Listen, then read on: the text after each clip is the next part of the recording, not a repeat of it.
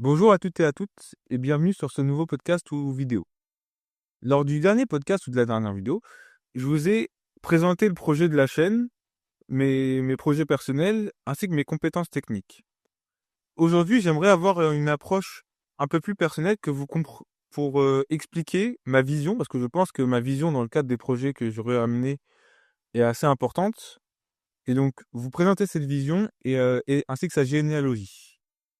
Donc, il faut savoir qu'en fait, si aujourd'hui l'écologie est un sujet fortement politique, et on va y revenir plus tard, moi, mon intérêt pour ce sujet, donc pour la nature, pour reprendre des mots qui sont plus simplistes, mais qui s'inscrivent dans la généalogie de ma pensée, donc mon intérêt pour la nature est né très jeune, quand j'étais vraiment enfant. Et donc, évidemment, à cette époque-là, j'avais pas de vision politique ou quoi. Et donc, j'aimerais vous décrire déjà comment cette vision est née, parce que la manière dont elle est née, influence la manière dont je veux qu'elle soit perçue aujourd'hui. Il est important de préciser que j'ai toujours vécu en ville, donc depuis mon enfance, et c'est encore le cas aujourd'hui. Bon, j'ai évidemment de temps en temps été à la campagne, à la mer, enfin, quand je pouvais, j'allais au contact d'environnements un peu plus sauvages, moins anthropisés, mais j'ai quand même passé le plus clair de ma vie en ville. Or, malgré cela, je me suis toujours intéressé à la nature qui m'entourait, parce que ça peut paraître contre-intuitif, mais en ville, en fait, il y a plein de biodiversité. Donc, comme je l'ai dit, on va d'abord parler de ma jeunesse, donc et même de mon enfance. Et à cette époque-là, c'était bien plus les animaux qui m'intéressaient. Vous me pardonnerez, mais les plantes, même si c'est très intéressant, ça bouge pas beaucoup, on peut pas trop interagir avec. Donc, l'enfant que j'ai été, préférait ce qui bougeait. Enfin voilà, ma porte d'entrée a été plutôt la faune que la flore. Du coup, même en ville, en fait, il y avait des fourmis, il y avait plein d'insectes que je pouvais observer, que j'adorais observer. Il y avait des oiseaux aussi. Si on observe bien en ville, on peut même trouver des lézards. Enfin voilà, même niveau faune, en ville, en fait, il se passe des choses. Et on a souvent le cliché de non, la ville, c'est pas la place de la nature, les animaux, ça vit à la campagne. Alors oui, c'est vrai, mais pour peu qu'on était intéressé, et dès l'enfance, moi j'étais intéressé, il se passe des choses. Ensuite, il y avait un deuxième vecteur, c'était le vecteur de la vulgarisation. Alors ça pouvait soit passer par des livres, alors évidemment c'était des livres d'enfants, donc avec des images, des schémas, mais des livres de vulgarisation qui, dans mes souvenirs, sont quand même assez bien faits, je les ai encore. Des documentaires, pareil, les documentaires, si je les re-regardais maintenant avec mes yeux de scientifique, je pourrais me dire que ils étaient pas très précis, mais quand même, pour un enfant, ils faisaient vraiment bien leur boulot. Et des musées, des expositions, donc je passais beaucoup de temps au muséum d'histoire naturelle. Je fais de la Cité des sciences, bon, c'était pas que les animaux, pour le coup, c'était de la science un peu en général. De la découverte, enfin, ce genre de choses.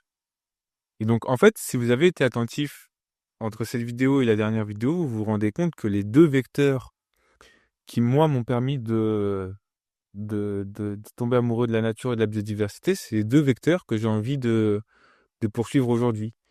Donc, le vecteur de la vulgarisation, c'est ce que je compte accomplir avec ces podcasts et ces vidéos, à mon échelle, évidemment.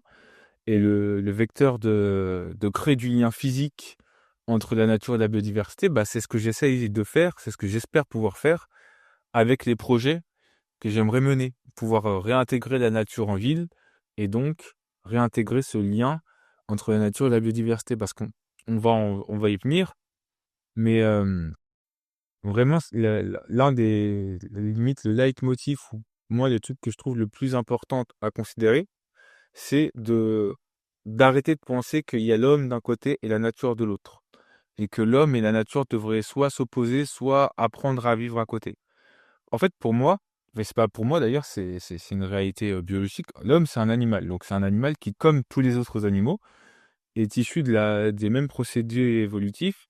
Et, enfin voilà, on dépend tous du même ancêtre commun qui s'appelle Lucas pour ceux qui s'intéressent un peu à l'évolution.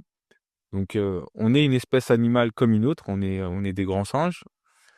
Donc, et c'est pas logique en fait de considérer qu'on pourrait vivre détaché des écosystèmes, détaché, je réutilise ce mot, il est un peu général, mais quand même, il est assez évocateur, détaché de la nature. En fait, en tant qu'espèce, donc, comme je l'ai décrit, on est partie intégrante de la nature. Alors, on peut considérer qu'on se comporte pas très bien avec elle. Encore une fois, on va revenir un peu plus tard sur le rapport avec la politique dans mon approche, mais on, notre, on est fait pour vivre avec la nature. Et le problème qu'on a actuellement, c'est qu'on a un peu j'en parlais tout à l'heure, mais l'idée que la nature, à la rigueur, c'est un peu à la campagne.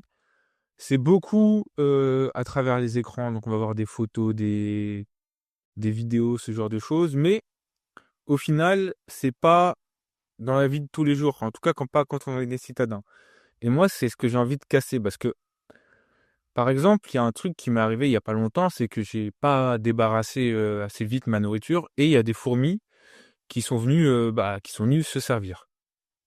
Alors le premier réflexe, c'est de se dire que c'est sale, j'aurais dû débarrasser plus vite, c'est vrai.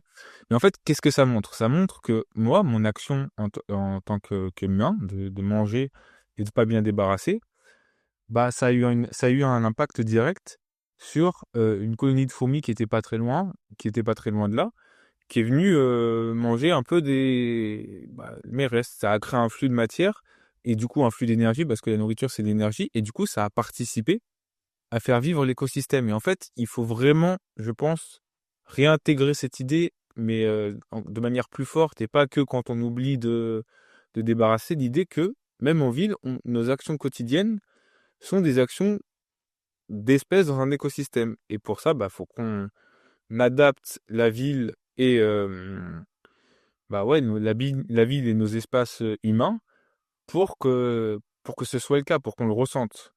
Il faut vraiment recréer cette connexion qui en fait a toujours été là, mais la réinstaurer encore plus fort dans la vie des gens. Et là, on va arriver à la politique.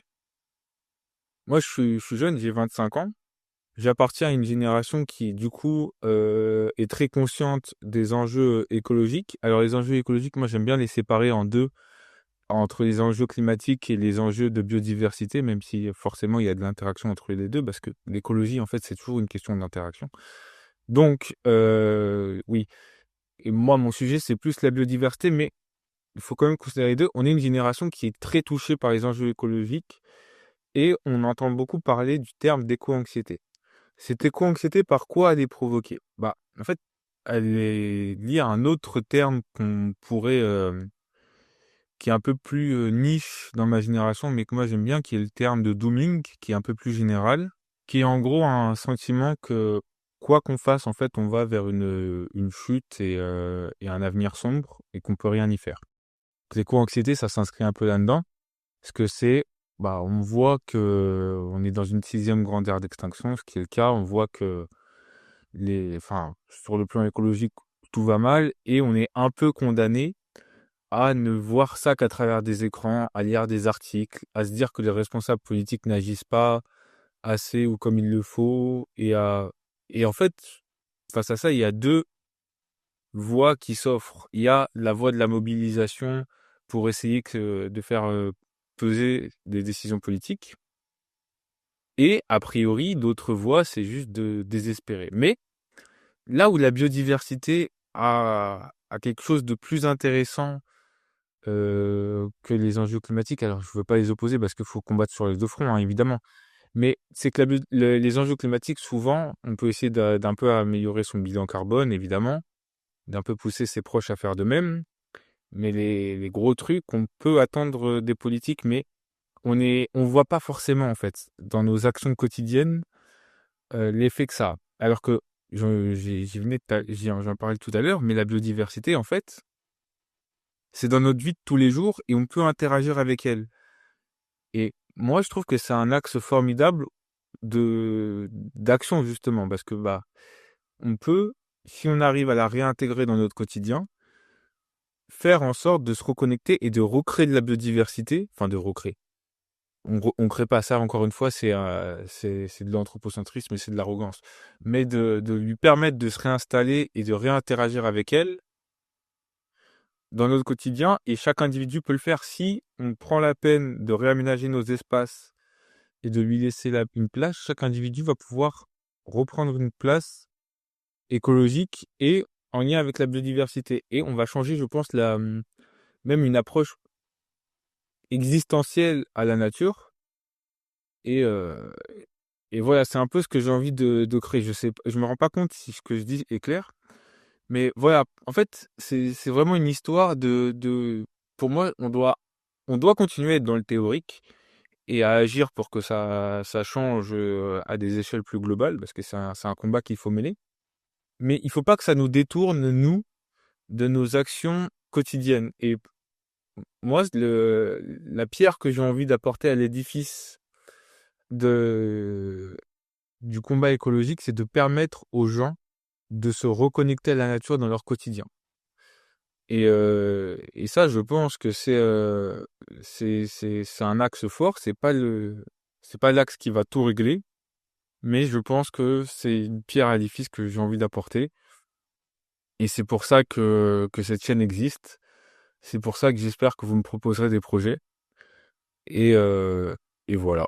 J'espère que je serai capable d'agir et de ne plus être quelqu'un de passif qui désespère chez lui.